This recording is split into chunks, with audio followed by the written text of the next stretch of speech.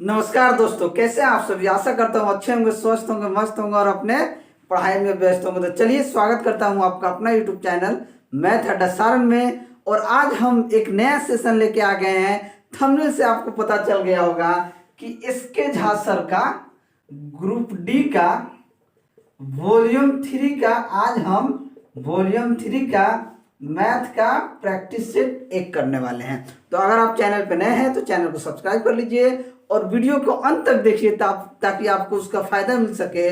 और अभी तक आप हमारे टेलीग्राम चैनल से नहीं जुड़े हैं तो लिंक जो है आपको डिस्क्रिप्शन में मिल जाएगा। आप वहां से जाकर टेलीग्राम चैनल से जुड़ जाइएगा, क्योंकि यहाँ आपको क्या मिल जाएगा, यहाँ आपको पीडीएफ मिल जाएगा। तो चलिए बिना टाइम वेस्ट के क्लास को शुरू करते हैं। बिल्कुल स्किप मत कीजिएगा, अंत तक देखिएगा। चलिए शुरू करते हैं। चलिए आज का पहला क्वेश्चन देखते हैं। पहला क्वेश्चन है मैथ का, यदि x बराबर √2 प्लस 1 के पावर 1/3 हो तो हमसे पूछा जा रहा है कि x³ माइनस 1/x³ का मान क्या होगा। यही हमसे पूछा गया। देखिए बिल्कुल इजी है। x का मान हमको यहाँ पे दिया गया है, हमसे x³ कह रहा है, तो सिंपल सा है कि हमको यहाँ क्यूब करना होगा।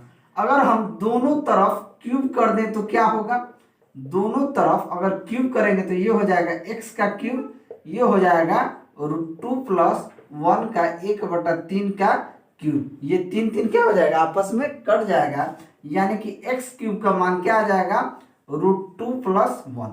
अब देखिए सिंपल सा चीज है, जब x³ का मान हमारे पास √2 प्लस 1 आ गया तो हमको 1/x³ का वैल्यू हमको निकालना होगा। तो इसी को अगर 1/x³ कर दें तो ये वैल्यू आ जाएगा 1/√2 प्लस 1। ठीक है, अब ये √2 प्लस 1 आ गया तो इसका हम क्या करेंगे, हर परिमेयकरण करेंगे। तो हर परिमेयकरण क्या होता है, नीचे वाला जो साइन होता है अगर यहाँ प्लस होता है तो उसका अपोजिट से ऊपर नीचे गुना कर देंगे। यहाँ कर देंगे √2 माइनस 1 बट्टा √2 माइनस 1। अब देखिए ये क्या दिख रहा है, यहाँ पे a प्लस बी दिख रहा है और a माइनस बी। हम एक फॉर्मूला जानते हैं कि a² माइनस b² बराबर होता है a plus b into a minus b. तो यहाँ से 1/x³ का वैल्यू क्या आ जाएगा, ये ऊपर तो √2 माइनस 1 होगा और ये √2 का होल स्क्वायर माइनस का 1 का √2 का होल स्क्वायर क्या हो जाएगा, 2 हो जाएगा, यानी कि 2 माइनस 1 यानी कि ये 1 हो जाएगा, यानी कि 1/x³ का मान क्या आ गया, √2 माइनस 1। अब देखिए x³ माइनस 1/x³ का मान कितना दिया है, तो √2 प्लस 1 माइनस 1/x³ का मान कितना हमारे पास आया, √2 माइनस 1। तो ये हो जाएगा √2 माइनस 1, ये हो जाएगा √2 प्लस 1 माइनस का √2 और ये माइनस माइनस प्लस 1, √2 कट जाएगा, 1 और 1 2 क्या हो जाएगा, 2, यानी कि x³ माइनस 1/x³ का मान क्या आ जाएगा, 2 हो जाएगा। यानी कि ऑप्शन सी जो होगा ये आपका सही आंसर हो जाएगा। अगर आपको वीडियो अच्छा लगे तो वीडियो को लाइक कीजिए, दोस्तों में शेयर कीजिए। अगर आप हमारे चैनल पर नए हैं तो चैनल को सब्सक्राइब कीजिए। इस सेट का पूरा हम सॉल्यूशन कराने वाले हैं, इसके साथ ही टेस्ट योर सेल्फ का भी हम करा देंगे। अगला क्वेश्चन देखते हैं। ये मैथ का एक्चुअली देखिए ये जो प्रैक्टिस सेट है ना, इसमें मिक्स क्वेश्चन है, यानी कि पहले मैथ दिया है, उसके बाद आपका साइंस दिया है, रीजनिंग दिया है, जीके दिया है, फिर मैथ दिया, इस तरीके से अल्टरनेट है। तो हम क्वेश्चन नंबर 1 2 करके हम क्वेश्चन करते हैं। ठीक है, तो पहला क्वेश्चन कर लिया, अब हम ये दूसरा क्वेश्चन करने वाले हैं। मैथ का दूसरा क्वेश्चन कह रहा है कि समीकरण 1 plus n² into x² plus 2ncx plus c² minus a² बराबर 0 हो, 0 के मूल समान होंगे यदि। तो जब मूल समान होते हैं तो क्या होता है, क्योंकि अगर जब मूल समान होता है तो इक्वेशन हमारा होता है b² माइनस 4ac बराबर क्या होता है, 0। अब देखिए ये जो इक्वेशन जो फॉर्मेट में है ये है ax² plus bx plus c बराबर 0। ये जो हमारा इक्वेशन है ax² plus bx plus c बराबर 0, यहाँ अगर मूल समान है तो ये होता है b² माइनस 4ac बराबर 0। अब देखिए ये b क्या होगा, यानी जो x के गुणन में होगा वो b होगा और जो x² के गुणा में होगा वो a होगा और जो ये वैल्यू होगा वो क्या हो जाएगा, c हो जाएगा। अब इसमें देखिए बी स्क्वायर हमारे पास क्या आ जाएगा, यानी कि 2nc, यानी कि 2nc का होल स्क्वायर माइनस 4। ये देखा जाए तो ये क्या हो जाएगा 1 प्लस n स्क्वायर। उसके बाद क्या हो जाएगा c क्या है, c हमारा है c square minus a square का मान 0। यहीं से हमको वैल्यू निकाल लेंगे। ये क्या हो जाएगा 4n square c square minus, अब देखिए या तो 4 हम यहाँ से कॉमन लें या 4 कॉमन इन दोनों का पहले गुना कर लें। अगर 4 हम इधर रखते हैं, अगर इन दोनों का इससे गुना करेंगे तो ये हो जाएगा c स्क्वायर माइनस का a स्क्वायर। अब देखिए फिर गुना करेंगे n स्क्वायर c स्क्वायर और प्लस माइनस माइनस का n स्क्वायर a स्क्वायर बराबर क्या हो जाएगा 0। ये 4 यहाँ पे रहेगा। अब देखिए अगर ये 4 कॉमन ले लें तो यहाँ बचेगा nc स्क्वायर माइनस, ये 4 कॉमन लेकर उधर भेज देंगे तो ये 0/4 0 हो जाएगा। यानी कि ये इक्वेशन हमारे पास आ जाएगा c स्क्वायर, नहीं ये माइनस है, इसको खोलते हैं तो माइनस का c स्क्वायर प्लस का a स्क्वायर माइनस का n square c square plus का n स्क्वायर a स्क्वायर का मान क्या हो जाएगा 0 हो जाएगा। थोड़ा सा इसको साइलेंट कर देते हैं, मोबाइल साइलेंट हो गया। अब देखिए ये देखिए यहाँ प्लस का n c स्क्वायर है, यहाँ का माइनस का है, तो ये क्या हो जाएगा ये दोनों आपस में कट जाएंगे। अब देखिए यहाँ हमारा n स्क्वायर a स्क्वायर, ये माइनस का प्लस का a स्क्वायर और ये माइनस का c स्क्वायर। अब देखिए यहाँ से अगर a स्क्वायर को कॉमन ले लें, a स्क्वायर इन दोनों को कॉमन लेंगे तो यहाँ बच जाएगा n स्क्वायर प्लस 1 माइनस का c स्क्वायर बराबर 0। c को उधर हम भेज सकते हैं तो यहाँ हो जाएगा a square n square plus 1 बराबर c स्क्वायर। अब देखिए c स्क्वायर का मान हमारे पास क्या आ गया a square into n square plus 1, यानी कि c स्क्वायर का मान हमारे पास आ जाएगा a square into n square plus 1, यानी कि ऑप्शन हमारा कौन हो जाएगा, यानी कि ऑप्शन डी जो होगा ये हमारा सही आंसर हो जाएगा। वीडियो अगर आपको अच्छा लगे तो बिल्कुल लाइक कीजिए, शेयर कीजिए, चैनल पर नए हैं तो सब्सक्राइब कीजिए। अगला क्वेश्चन देखते हैं, क्वेश्चन नंबर 3। क्वेश्चन नंबर 3 कहता है कि यदि 1 plus sec 20 degree plus cot 70 degree into 1 minus cosec 20 degree plus tan 70 degree का मान क्या होगा। अब देखिए इसका मान हमसे पूछ रहा है। अब देखिए एक चीज समझना चाहिए, अगर यहाँ देखिए 1 प्लस इसको सेक है, इसको 1/सेक का उल्टा क्या होता है कोस होता है, तो ये हो जाएगा कोस 20 डिग्री। कोट 70 डिग्री है, कोट 70 डिग्री है। कोट क्या होता है, कोट को देखा जाए तो ये होता है कॉस थीटा बटा साइन थीटा, तो ये कॉस 70 डिग्री हो जाएगा, क्या हो जाएगा cos 70 degree into sine 70 degree. ठीक है, यह आपका हो जाएगा 1 माइनस कोसेक होता है 1/साइन, यानी कि 1/साइन 20 डिग्री, और ये हो जाएगा साइन 70 डिग्री बट्टा कोस 70 डिग्री।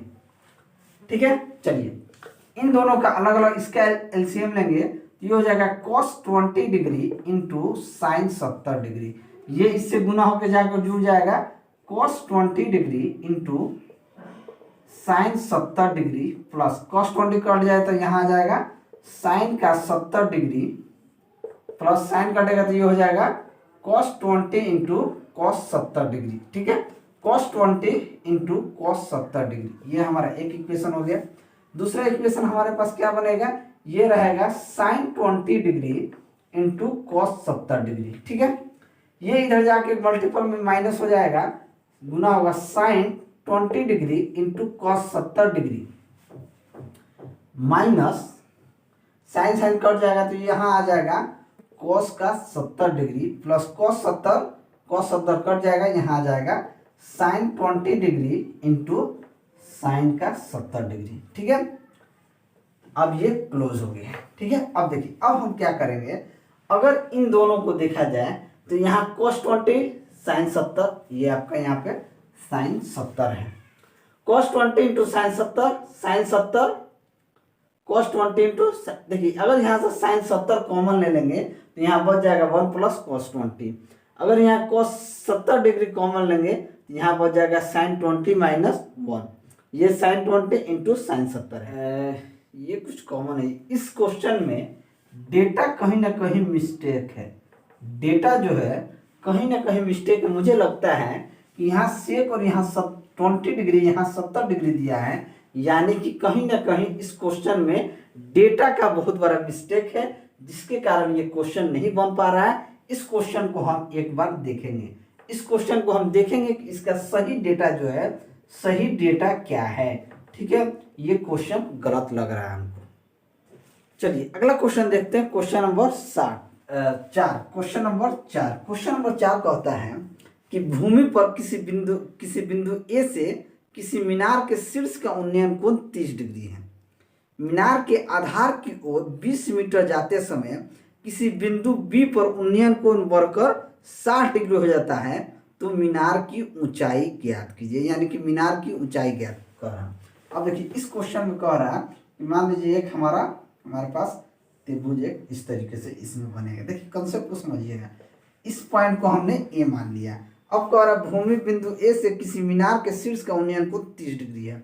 ठीक है, अगर इसे ए मान लिए, इसे बी मान लिए, इसे सी मान लिया और इसे डी मान लिए, तो ये कितना है 30 डिग्री है। ये 20 मीटर की दूरी है। इस क्वेश्चन में कह रहा है कि ये कितना है 20 मीटर की है।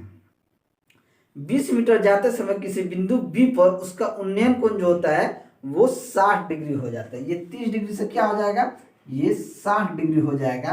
तो पूछ रहा है कि ऊंचाई क्या होगी, हमसे ये पूछ रहा है कि ऊंचाई, मीनार की ऊंचाई क्या होगी, इसका ऊंचाई पूछ रहा है। देखिए एक प्रॉपर्टीज होता है, जब 30 डिग्री से 60 डिग्री की ओर जाता है ना, तो हाइट जानते हैं क्या होता है, d/2√3 हो जाता है।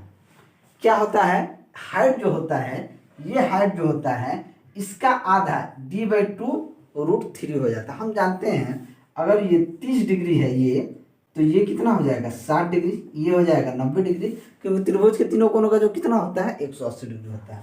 हम कहते हैं कि 30 डिग्री के सामने अगर ए होता है तो 60 डिग्री के सामने क्या होता है a√3 होता है। बात को समझिएगा, 30 डिग्री के सामने ए होता है तो 60 डिग्री के सामने क्या होता है a√3 होता है। अब देखिए अगर इस चीज ये 30 डिग्री के सामने अगर हम ए मान लें तो ये 60 डिग्री के सामने क्या हो जाएगा a√3 हो जाएगा। बात को समझिएगा, अब ये 60 डिग्री होगा तो ये कितना हो जाएगा, ये अगर 60 डिग्री होगा तो ये वाला जो कोण होगा वो हमारा कितना हो जाएगा 30 डिग्री हो जाएगा। तो ये 60 डिग्री के सामने a√3 हो जाएगा और 30 डिग्री के सामने क्या हो जाएगा ए हो जाएगा। ठीक है, तो एक प्रॉपर्टी सिंपल सा यही याद रखिए कि जब 30 डिग्री से 60 डिग्री की ओर जाता है तो हाइट जो होता है वो d/2√3 हो जाता है, यानी कि ये जो डिस्टेंस होता है डिस्टेंस का आधा हो जाता है। तो इसका हाइट क्या हो जाएगा 20/2√3, यानी 2 दहा 20, यानी कि 10√3 हो जाएगा। तो आपका आंसर क्या हो जाएगा 10√3 होगा, तो ये आपका आंसर हो जाएगा 10√3, यानी कि ऑप्शन सी जो होगा ये आपका सही आंसर हो जाएगा। अगला क्वेश्चन देखते हैं, क्वेश्चन नंबर 5। क्वेश्चन नंबर 5 कहता है, कह रहा है कि एक समद्विभुज त्रिभुज में यदि शीर्ष कोण आधार कोणों के योग से दुगना है तो त्रिभुज के आधे शीर्ष का कोण का माप क्या हो जाएगा। समद्विबाहु त्रिभुज जिसकी दो भुजाएं आपस में क्या होती हैं, आपस में बराबर होती हैं। अगर ये ए है, ये बी है, ये सी है, यहाँ से एक समद्विभाजक डी है, तो या इस त्रिभुज में ए बी बराबर क्या होगा ए सी, यानी कि ये दोनों भुजाएं क्या होगी, ये दोनों भुजाएं आपस में बराबर होंगी। तो अब प्रश्न में कह रहा कि इन दोनों का योग का अगर दुगना है तो त्रिभुज के आधे शीर्ष कोण का माप क्या होगा, आधे शीर्ष कोण का माप। अगर हमने कहा इसका x है, इसका भी x है, तो इसका क्या हो जाएगा, अगर हम देखेंगे x 2x, तो इसका BAC अगर कोण देखा जाए, कोण BAC कितना हो जाएगा 4x हो जाएगा, यानी इसका दुगना हो जाएगा ये। अब देखिए त्रिभुज के तीनों कोणों का जो कितना होता है, तो त्रिभुज के तीनों कोणों का योग 180 डिग्री होता है। तो ये जोड़ दीजिए x + 4x बराबर 180 डिग्री, यानी कि 6x बराबर 180 डिग्री, यानी कि x बराबर कितना आ गया 30 डिग्री। जब x बराबर 30 डिग्री तो कोण BAC का मान कितना हो जाएगा 4 × 30, यानी कि 120 डिग्री। तो कोण BAD का मान कितना हो जाएगा, इस पूरा कोण का मान अगर 120 डिग्री है तो इसके आधे का मान कितना हो जाएगा, यानी कोण BAD का मान अगर हम देखें तो कोण BAD का मान हो जाएगा 60 डिग्री, यानी इसका आधा। तो क्या आ जाएगा आंसर हमारा, कोण BAC का मान कितना हो जाएगा, BAD का मान आपका 60 डिग्री, यानी कि ऑप्शन ए जो होगा ये आपका सही आंसर हो जाएगा। अगला क्वेश्चन देखते हैं, क्वेश्चन नंबर 6। वीडियो को लाइक कीजिएगा, अच्छा लगे तो ठीक है, चैनल पर नए हैं तो सब्सक्राइब कीजिएगा और अपने इस भाई को सपोर्ट कीजिएगा। क्वेश्चन नंबर 6 सिंप्लीफिकेशन का है, 5 minus 3/4 plus middle cost 2.1/2 minus small cost 1/2 plus 1/6 minus 1/7 के ऊपर क्या है, इस तरीके से बार है, उसके बाद क्लोज है। देखिए जब भी किसी दो संख्या पे, थोड़ा सा मक्खी परेशान कर रही है, कैमरा पे आ जा रही है, 1/6 और 2 पे बार दिख जाए तो सबसे पहले उसी का काम करना है। इन दोनों का अगर हम पहले काम करेंगे तो 7×6 42 यहाँ दिख रहा है, 6×7 42 7 माइनस 7×6 42 6, यानी कि ये क्या आ जाएगा 1/42। अब देखिए 1/2 प्लस 1/42 यानी एलसीएम क्या हो जाएगा 42, 21 प्लस 1, यानी ये क्या हो जाएगा 22/42। यही होगा, 2 से कट जाएगा 21 दूना 42। अब इसको काट दीजिए 2 से 11 बार में 11/21। अब ये जो 11/21 है, 2 दूना 4 5/2 माइनस 11/21। अब इन दोनों का एलसीएम लेंगे तो क्या हो जाएगा, 2 और 21 का एलसीएम ले लीजिए 42, 2 से कट जाएगा 21 5 105 माइनस 21 दूना 42, 2 से 11 दूना 22, 5 में से 2 गया 3, 10 में से 2 गया 8, 83/42। अब देखिए 83/42 है तो इसको 3/4 प्लस 83/42 में जोड़ेंगे, ये 4 और 42 का एलसीएम क्या हो जाएगा, 4 गुना 42 लिख देते हैं इसे, 4 गुना 42, 4 गुना 42 हो जाएगा तो 4 4 कट जाएगा, 3 दूनी 6, 3 चौक 12 126, 42 42 कट जाएगा, यानी कि 4 या 12 के 2 हाथ में 1, 8 चौक 32, 1 33, क्या हो जाएगा 33 332, ये हो जाएगा 6 2 8 2 3 5 3 1 458/4 दूनी 8 4 चौक 16 168। अब 5 में से माइनस करेंगे तो 5 माइनस 458/168, एलसीएम क्या हो जाएगा आपका 168, ये गुना हो जाएगा 8 5 40 के 0 हाथ में 4, 5 6 30 4 34 के 4 हाथ में 3, 5 5 3 8, 840 माइनस 458, 10 में से 8 गया 2, 10 में से 8 गया 2, 13 में से 5 गया 8, 7 में से 4 गया 3, 382/168, 6 1 7 8 7 15, 8 3 11, 2 13 नहीं कटने वाला है, 2 से काट दीजिए, 2 कम 2, 2 9 18, 151, 2 8 16, 2 चौक 8 4, 191/84, 191/84, 191/84, यानी कि आप कह सकते हैं 2 चौक 8 1 9, यानी कि ऑप्शन बी होना चाहिए, ऑप्शन 2 चौक 8, 2 चौक 8, 8 दूनी 16 और 61, 91 नहीं है, ये आपका 168 और आपका 23, 8 3 11, 6 7 2 9, 191, यानी कि ऑप्शन सी जो होगा ये आपका सही आंसर हो जाएगा, यानी 2.23/84, यानी कि ऑप्शन सी आपका सही आंसर हो जाएगा। अगला क्वेश्चन देखते हैं, क्वेश्चन नंबर 7। क्वेश्चन नंबर 7 कहता है कि श्रेणी 1 + 3 + 3 स्क्वायर प्लस 3 क्यूब प्लस ... कि कितने पदों को लिया जाए ताकि योगफल जो है 3280 हो जाए, यानी कि एसएन का मान 3280 हो जाए। ये क्या है, जीपी यानी कि ज्योमेट्रिक प्रोग्रेशन है, यानी गुणोत्तर श्रेणी में है। गुणोत्तर श्रेणी में सभी संख्या यानी कि पदों का संख्या हमको निकालना होता है, तो हम फॉर्मूला आता है a × r⁻n−1/r−1, ठीक है, जहां r = 1 होता है, ये केस में हम अपनाते हैं। अब देखिए पदों का योग दे दिया है, कितना पदों का योग हो जाए 3280। यहाँ अंतर क्या है, सॉरी पहला पद क्या है, पहला पद 1 है तो 1, उसके बाद अंतर कितना है, यहाँ से देखेंगे तो 3 3 गुना है, तो ये क्या हो जाएगा 3 के पावर n-1/r, यहाँ 3 हो जाएगा 3 - 1। अब देखिए क्या करेंगे, 3 - 1 क्या हो जाएगा, यहाँ 2 हो जाएगा, ये 2 इधर आके गुना हो जाएगा, तो तो 0 के 0 2 8 16 के 6 हाथ में 1 2 दूना 4 1 5 2 3 6 6560 ये आपका हो जाएगा 3 के पावर n माइनस का 1। ये 1 इधर आ जाएगा तो हम लिख सकते हैं 3 के पावर n बराबर 6561। क्या हो जाएगा 6561 हो जाएगा। क्या हो जाएगा एक आके इधर जुड़ जाएगा, इसमें जुड़ जाएगा तो ये क्या हो जाएगा 6561 हो जाएगा। अब 3 के पावर 6561 बराबर क्या हो जाएगा, यानी 3 29 27 81, यानी कि 3 से मल्टीपल बढ़ता जाएगा तो ये चौथा बार में जो होगा पहले 3 होगा, फिर 9 होगा, फिर 27 होगा, फिर 81 होगा। बात को समझिएगा, यानी कि चौथा बार में एक आ रहा, बात को समझिएगा। यानी कि यहाँ देखेंगे तो ये हमारा 3 के पावर n बराबर, इसे हम लिख सकते हैं 3 के पावर 8। जब बेस समान हो तो पावर आपस में बराबर हो जाते हैं, यानी कि n का मान क्या आ जाएगा, तो n का मान 8 आ जाएगा। तो ऑप्शन कौन सही होगा, n का मान क्या आ गया 8 आ गया, यानी कि ऑप्शन सी जो होगा ये आपका सही आंसर हो जाएगा। चलिए अगला क्वेश्चन देखते हैं, क्वेश्चन नंबर 8। क्वेश्चन नंबर 8 कहता है कि 13 14 13 12 15 21 16 18 13 का रेंज बहुलक तथा माध्यिका ज्ञात कीजिए। रेंज बहुलक तथा माध्यिका ज्ञात कीजिए। देखिए सबसे पहले माध्यिका निकालने के लिए हम क्या करते हैं, आरोही क्रम में पहले सजा लेते हैं।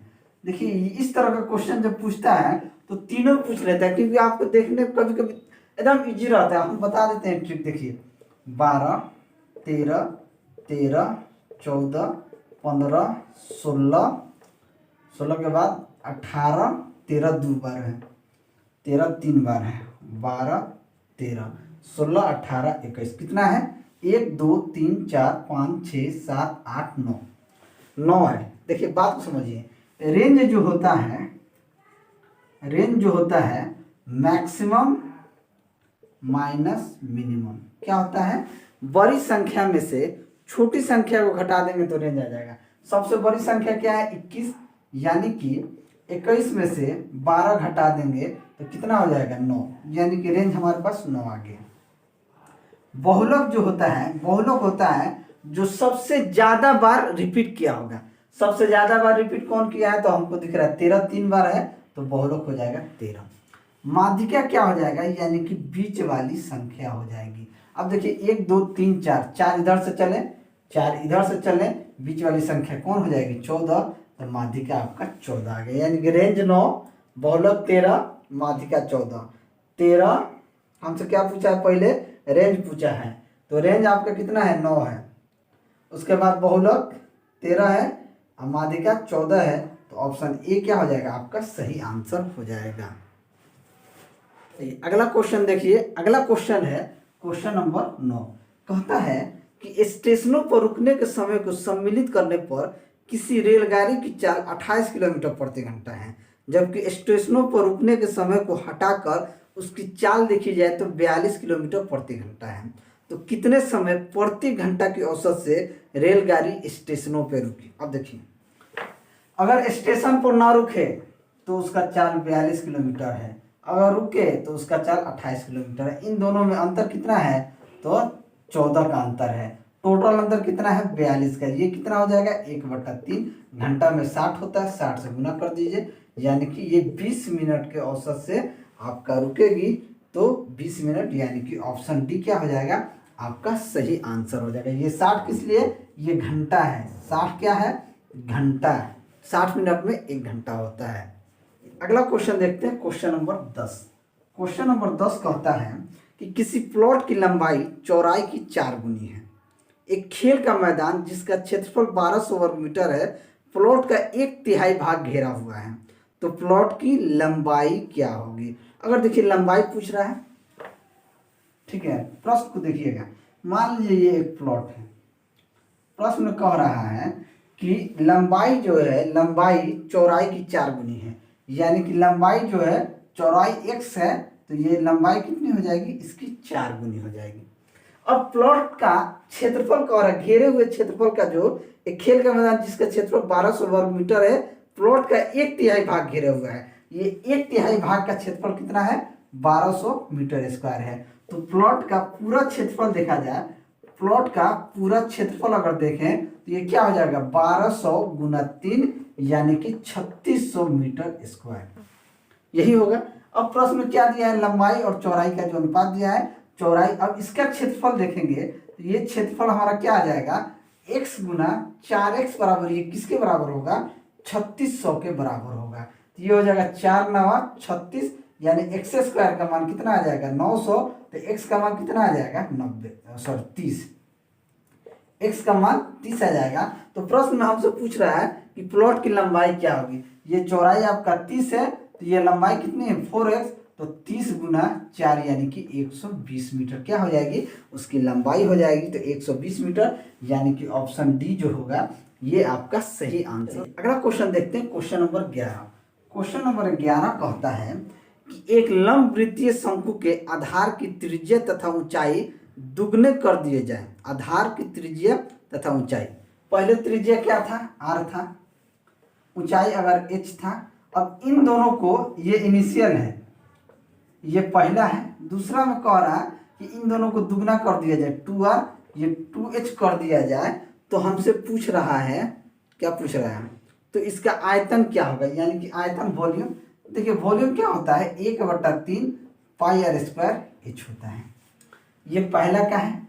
दूसरा का देखें, ये पहला का है, दूसरे का है 1/3 पाई, यानी कि 22/7, पाई को पाइये रहने देते हैं, r हमारा कितना हो जाए 2r हो जाता है, तो ये 2r स्क्वायर, h भी 2h हो गया, तो 2h का स्क्वायर। अब देखिए क्या परिवर्तन आता है, 1/3 2 दूना 4 पाई 4r स्क्वायर और ये 2r स्क्वायर, यानी कि ये हो जाएगा 8 गुना 1/3 पाई r स्क्वायर h। अब देखिए पहले जो आयतन था 1/3 पाई r स्क्वायर h था, अब 8 गुना बढ़ जाएगा। अगर त्रिज्या को दुगना और ऊंचाई को दुगना करेंगे तो हमारा क्या अंतर आएगा, यानी वो जो आयतन होगा ये 8 गुना हो जाएगा। कितना गुना हो जाएगा, 8 गुना बढ़ जाएगा। तो ऑप्शन डी जो होगा ये आपका सही आंसर हो जाएगा। अगला क्वेश्चन देखते हैं, क्वेश्चन नंबर 12। क्वेश्चन नंबर 12 कहता है एक ट्रेन किसी चाल से एक स्टेशन से प्रस्थान करती है। इसी ट्रेन से पहली ट्रेन की दिशा में ही 2 घंटे बाद एक दूसरी ट्रेन 70 किलोमीटर प्रति घंटा के चाल से प्रस्थान करती है और 5 घंटे के बाद पहली ट्रेन के बराबर आ जाती है। यानी कि 5 घंटे बाद पहली ट्रेन के बराबर आ जाती है, तो किलोमीटर प्रति घंटा में अंतर क्या आ जाए। पहले का चाल अगर हमसे पूछ रहा है तो 2 घंटा क्या है, 2 घंटा पहले वो चली है, अब 5 घंटा बाद यानी कि 7 घंटा बाद वो ये 70 किलोमीटर के हिसाब से जो चल रही है ट्रेन, वो 5 घंटा ना चली है, तो ये 5 घंटा चली है। 7 दहा 70, 10/50, यानी कि पहलका जो का चाल था वो 50 किलोमीटर प्रति घंटा था। तो ऑप्शन डी आपका सही आंसर हो जाएगा। अगला क्वेश्चन देखते हैं, क्वेश्चन नंबर 13। क्वेश्चन नंबर 13 कहता है कि अक्षय 2 वर्षों के लिए 6% साधारण ब्याज की दर पर 3000 उधार लेता है और समान राशि को 2 साल के लिए 9% वार्षिक साधारण ब्याज पे अपने दोस्त को दे देता है। तो अक्षय को 2 साल में कितना लाभ होगा। देखिए SI बराबर क्या होता है, PRT/100। बात को समझिएगा। पहला केस में कह रहा है इसका समय कितना है 2 साल, रेट 6% और आपका प्रिंसिपल कितना लिया है, तो 3000 रुपया उधार लिया है। लेकिन ये 2 साल के लिए ही अपने दोस्त को 9% पे देता है, यही 3000 पे, तो उसको फायदा कितना होगा यही पूछा जाए। देखिए अंतर कुछ नहीं है, सिर्फ रेट में ये 3% इंटरेस्ट एक्स्ट्रा कमा रहा है। तो अगर आप यहाँ पे देखेंगे तो इसका SI कितना हो जाएगा, SI होगा 2 गुना 6 गुना 3000 बट्टे में 100, 2 जीरो से 2 जीरो काट दीजिए, 2 छक 12, 12 3 36, यानी कि ये यहाँ से तो 360 रुपये इसको देना पड़ेगा। ये लेगा कितना, तो 3000 गुना 2 गुना 9 बट्टा में 100, 2 जीरो से 2 जीरो, 9 दूना 18, 18 3 54, 540। अब 540 में से 360 हटा दीजिए, 14 में से 6 गया 8, 4 में से 3 गए, यानी कि इसको जो फायदा होगा वो मात्र 180 रुपये इसको फायदा होगा। कितना फायदा होगा, 180 रुपये। देखिए एक और चीज़ है, यहाँ हम डायरेक्ट निकाल सकते थे 180 रुपये कैसे, इसको तो 3% में यहाँ फायदा हो रहा है, तो 3% 2 साल के लिए 3000 पे कितना हो जाएगा जी, 2 जीरो से 2 जीरो, 3 दूनी 6, छत्री 18 यानी कि 180 रुपया हम यहाँ डायरेक्ट भी निकाल सकते थे, लेकिन हमने यहाँ निकाल के इसलिए दिखाया कि आप इस तरीके से देख सकते। इस तरह के प्रश्न में आपको क्या करना है, अगर सेम चीज दिया रहे तो पहले इन दोनों का रेट का अंतर देख लीजिए और वही रेट के अंतर पे आप वैल्यू निकाल दीजिए, आपका आंसर आ जाएगा कि उसको इतना ही फायदा होगा, क्योंकि इसको 3% फायदा हो रहा है तो यही 3% किसके बराबर हो जाएगा, तो 180 रुपया के बराबर होगा। तो 180 रुपया यानी कि ऑप्शन ए जो होगा ये आपका सही आंसर हो जाएगा। चलिए अगला क्वेश्चन देखते हैं, क्वेश्चन नंबर 14। क्वेश्चन नंबर 14 कहता है कि एक बल्लेबाज की 16वीं पारी का एक निश्चित औसत है, 17वीं पारी में वो 85 रन बनाता है, जिससे कि उसका औसत में 3 की वृद्धि हो जाती है। कितनी वृद्धि हो जाती है, 3 की वृद्धि हो जाती है। तो 17वें पारी का औसत क्या हो जाएगा, औसत बराबर क्या होता है, एवरेज बराबर होता है सभी संख्याओं का योग बट्टा सभी संख्या। अब देखिए ये 16वीं पारी में मान लीजिए इसका औसत 1 रन बनाता है, तो इसका टोटल कुल कितना रन हो जाएगा, इसका हो जाएगा 16x। उसके बाद प्रश्न में कहता है 17वें पारी में वो 50। चलिए अब क्या होता है, ये 17वीं पारी में 85 रन बनाते हैं, यानी कि अगर ये 17वीं पारी में 85 रन बनाता है तो ये कुल रन कितना हो जाएगा, कुल रन हो जाएगा 85 प्लस ये आपका 16x। कितना हो गया, 85 प्लस 16x।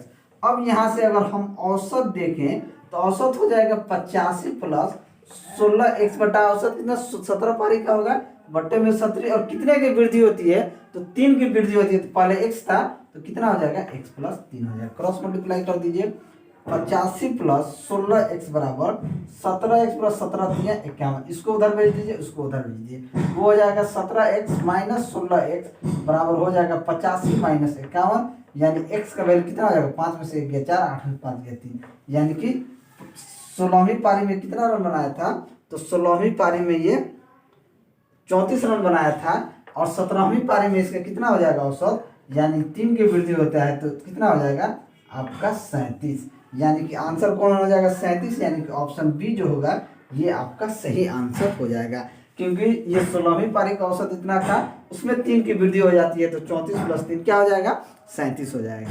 अगला क्वेश्चन देखते हैं, क्वेश्चन नंबर 15। क्वेश्चन नंबर 15 कहता है कि एक पिता की उम्र अपने पुत्र की उम्र से 4 गुनी है, 28 वर्ष बाद उसकी उम्र पुत्र की उम्र से 2 गुनी हो जाती है, तो पुत्र की वर्तमान आयु क्या हो जाएगा, फादर और सन कितने गुना है जी, 4 गुना है। पहला केस में 4 गुना है। 28 साल बाद यानी कि 28 साल बाद ये जो उम्र का अनुपात होता है फादर और बेटा में दुगना हो जाता है। अब हमसे पूछ रहा है कि उसके बच्चे का यानी पुत्र का यानी कि सन का उम्र क्या होगा, ये फादर सन का रेशियो हो गया 4:1। क्या करना है, इसका इससे गुना करना है और इसका इसका अंतर 4 एकम 4 2 एकम 2, यानी कि 4 गुना 1 माइनस 2 गुना 1 कितना आ जाएगा, 4 माइनस 2 यानी कि 2, 2 रेशियो बराबर। फिर इसका और इसका करना है, इसका और इसका करना है। 28 28 गुना 56 यानी कि 56 में से 28 जाएगा 28, यानी 1 रेशियो का वैल्यू कितना आ जाएगा 14। 1 रेशियो का वैल्यू 14 तो सन कितना हो जाएगा, सन तो 14 साल का हो जाएगा और फादर उसका 14 चौका 56 साल का हो जाएगा। हमसे पूछा है सन का उम्र कितना होगा, तो सन का उम्र 14 वर्ष हो जाएगा, तो ऑप्शन बी जो होगा ये आपका सही आंसर हो जाएगा। अगला क्वेश्चन देखते हैं, क्वेश्चन नंबर 16। क्वेश्चन नंबर 16 कहता है कि एक रेलगाड़ी 48 किलोमीटर प्रति घंटा की तेजी से दौड़ने पर 10 घंटे में अपनी यात्रा को पूरा कर लेती है। यदि उसी दूरी को 8 घंटे में पूरा करना है तो रेलगाड़ी की चाल क्या होगी। अब देखिए 48 की स्पीड से जाता है तो ये 10 घंटा में अपना दूरी की क्या करता है, तय कर लेता है। तो अगर इसे 8 घंटा में दूरी तय करना होगा तो इसका स्पीड क्या होना चाहिए, 8 छक 48 14 60, यानी कि इसका जो चाल होना चाहिए 60 किलोमीटर प्रति घंटा के स्पीड से होना चाहिए, जिससे कि वो 10 घंटा न लगे 8 घंटा में दूरी को तय कर ले। तो ऑप्शन डी क्या हो जाएगा, आपका सही आंसर हो जाएगा। चलिए अगला क्वेश्चन देखते हैं, ये 17 है 18 है, चलिए 17 या 18 दोनों में से कोई होगा, ठीक है। क्वेश्चन कह रहा है कि 1,60,000 की धनराशि पर 2 वर्ष के लिए 10% वार्षिक दर पर चक्रवृद्धि ब्याज कितना होगा यदि ब्याज की गणना अर्धवार्षिक तौर पर हो। प्रिंसिपल देखिए यहाँ 1,60,000 है, समय 2 वर्ष है, रेट 10%। देखिए जब अर्धवार्षिक की बात आती है, यानी कि 6 महीना पे आपको, अर्धवार्षिक क्या होता है, 6 महीना पे एक बार, तो यहाँ समय क्या हो जाएगा, दुगना हो जाएगा, यानी कि 4 साल हो जाएगा, और रेट आधा हो जाएगा, यानी कि 5% हो जाएगा। अब देखिए 5% का मतलब होता है कि 5/100, यानी कि 1/20। अब देखिए यहाँ से प्रिंसिपल और अमाउंट का रेशियो के तौर पे चलें तो ये कितना हो जाएगा, 20 रुपये प्रिंसिपल होगा, तो 1 रुपया इंटरेस्ट जोड़ के कितना हो जाएगा, 21 रुपया। ये प्रक्रिया को हम 4 बार लिखेंगे इसी तरीके से, 20 से 21, 20 से 21 और 20 से 21। अब देखिए जब 20 गुना 20, 20 गुना 20, 4 चौक 16, ये गुना करेंगे तो ये हमारा आ जाएगा 1,60,000, और 21 के पावर 4 करेंगे तो ये आ जाएगा 1,94,481, और इन्हीं दोनों का अंतर जो होगा, इन दोनों का अंतर ही आपका ब्याज होगा। ठीक है, तो 1,60,000 में से कितना होगा, यानी कि अंतर जो होगा, ऐसे ही अगर कंपाउंड इंटरेस्ट देखा जाए तो ये कितना हो जाएगा, 34,481। हमारा इंटरेस्ट ब्याज की गणना कितना हो जाएगा, 34,481, यानी कि ऑप्शन सी जो होगा ये आपका सही आंसर हो जाएगा। अगला क्वेश्चन देखते हैं, क्वेश्चन नंबर 19। क्वेश्चन नंबर 19 कहता है कि एक चुनाव में 2 उम्मीदवार थे, इसमें 75% मतदाता अपने मत का प्रयोग किया तथा इनमें से 2% मतों को अवैध घोषित कर दिया गया। एक उम्मीदवार ने 9,261 मत प्राप्त किए जो वैध मतों के 75% थे, तो मतदाता सूची में कुल कितने मतदाता थे, हमसे यही पूछा गया है। अब देखिए टोटल 100% होता है, इसमें 75% लोगों ने अपना वोट को इस्तेमाल किया। अब इस 75% में 2% जो 75% यानी कि 75, ठीक है, अब इसमें 2% इनवैलिड हो गया। क्या हो गया, 2% इनवैलिड हो गया, यानी कि 75 में से 2% होगा, तो 75 गुना 150, यानी कि 1.5 इनवैलिड हो गया। तो अंतर कितना आ जाएगा, 73, 50 वोट क्या हो जाएगा, वैलिड होगा। अब कह रहा है इसका भी 75%, टोटल उम्मीदवार ने 9,261 मत प्राप्त किए जो वैध मतों के 75% थे, यानी ये वैध मत कितना है, 73.5 का, इसका भी 75%, तो ये 75 यानी 75% मतलब 75/4, 75/100, यानी कि किसके बराबर था, 9,261 के। तो 1% का यहाँ से वैल्यू निकाल देंगे, या क्या करेंगे, इसका आप इधर गुना करेंगे 9261 बट्टा, या इसे हम काट देंगे, 25 या 75, 25 चौके 4, 100। ठीक है, इसको काट देंगे तो ये इधर चला जाएगा 9,261 गुने 4 बट्टा 3, ये भी इधर आगे क्या हो जाएगा, 73.5 हो जाएगा। अब इसका गुना भाग कीजिएगा, उसके बाद जब गुना भाग कर लेंगे तो आपका आंसर कितना आ जाएगा, इसको 100 में, ये 1% का वैल्यू यहाँ से आएगा, तो 100% का वैल्यू आप निकाल लीजिएगा, यानी कि 100 से गुना कीजिएगा तो आपका आंसर, ये आपका आंसर कितना आ जाएगा, 16,800 के आसपास आ जाएगा, 16,800 आ गया। इसको जब आप काटपीट करेंगे 16,800, यानी कि ऑप्शन बी जो होगा ये आपका सही आंसर होगा। चलिए अगला क्वेश्चन देखते हैं, क्वेश्चन नंबर 20। क्वेश्चन नंबर 20 कहता है इनलेट पाइप पी किसी टैंक को 7 घंटे में भर सकता है, जबकि आउटलेट पाइप क्यू 6 घंटे में पूरी तरीके से भरे टैंक को खाली कर सकता है। यदि केवल पी को 3 घंटे के लिए खोला जाए और उसके बाद क्यू को भी खोल दिया जाए तो टैंक को खाली करने में कितना समय लगेगा। पी जो है किसी टैंक को 7 घंटा में भरता है, ये भरने वाला है इसलिए हमने इसे प्लस लिखा। क्यू जो है खाली करता है, यानी खाली करने वाला है जो कि 6 घंटा में करता है। इन दोनों का एलसीएम लेंगे, 7×6 = 42।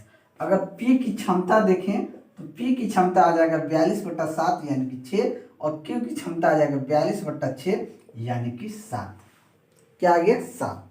अब देखिए प्रश्न कह रहा है पी को पहले 3 घंटे के लिए खोला जाता है, पी को पहले 3 घंटा के लिए खोला जाएगा तो ये कितना भर देगा, 3 × 6 यानी कि 18 भर देगा। कितना भर देगा, ये 18 लीटर भर देगा।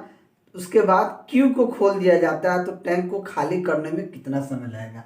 ये 18 भर दिया तो बचा कितना, 12 में से 8 गया 4, 3 में से 1 गया 2।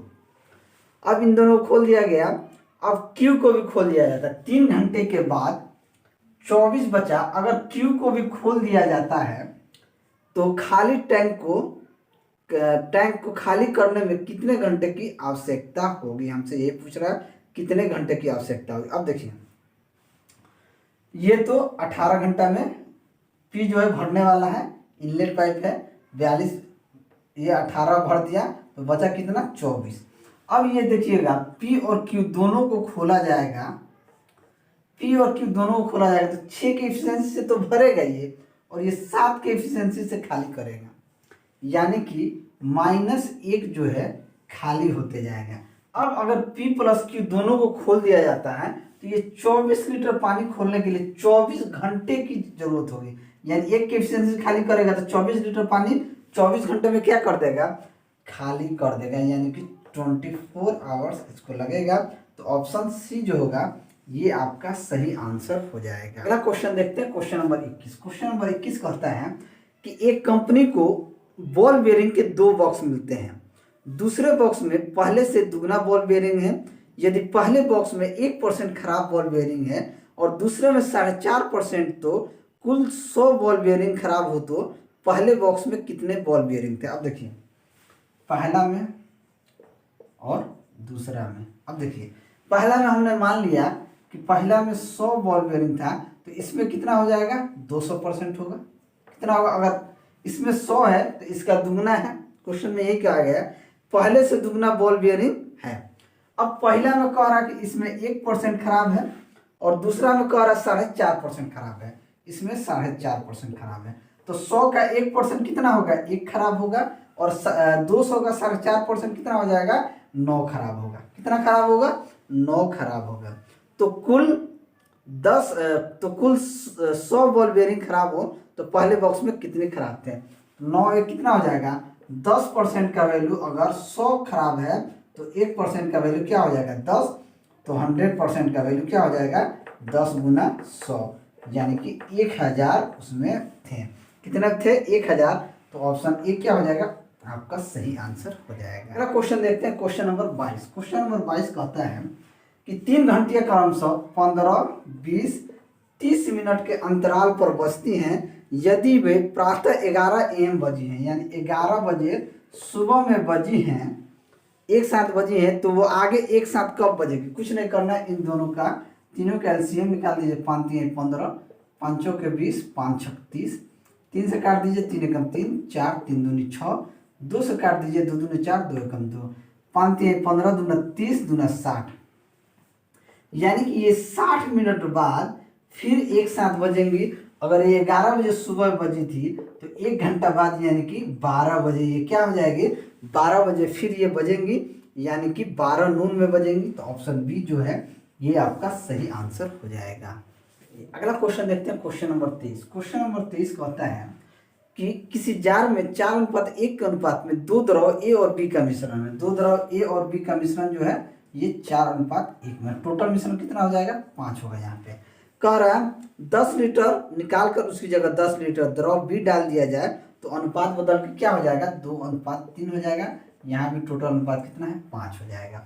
अब हमसे कह रहा है तो द्रव ए कितना लीटर था, ए कितना लीटर था, हमसे ये पूछ रहा है कि ए जो है ये कितना लीटर था। अब देखिए यहाँ पे अगर हम बी को ले लें तो एलिगेशन लगाएंगे, बी क्या हो जाएगा 1/5, यहाँ पे बी 1 हो जाएगा, यहाँ बी क्या है 3 है, ये 3/5 हो जाएगा।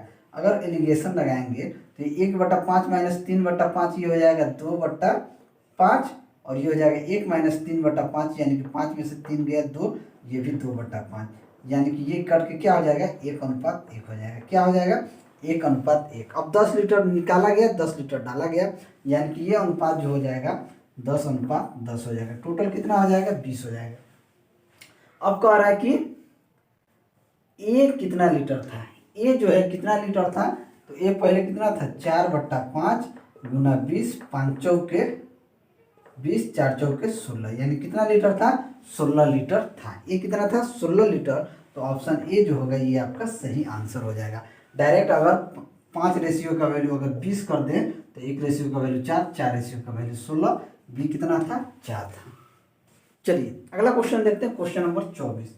क्वेश्चन नंबर 24 कहता है ए बी और सी एक साथ एक कार्य को 45 दिन में पूरा कर सकते हैं।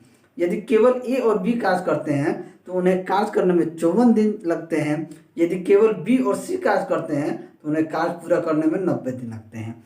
यदि बी ने अकेले कार्य किया तो उसे कार्य को पूरा करने में कितने दिन का समय लगेगा।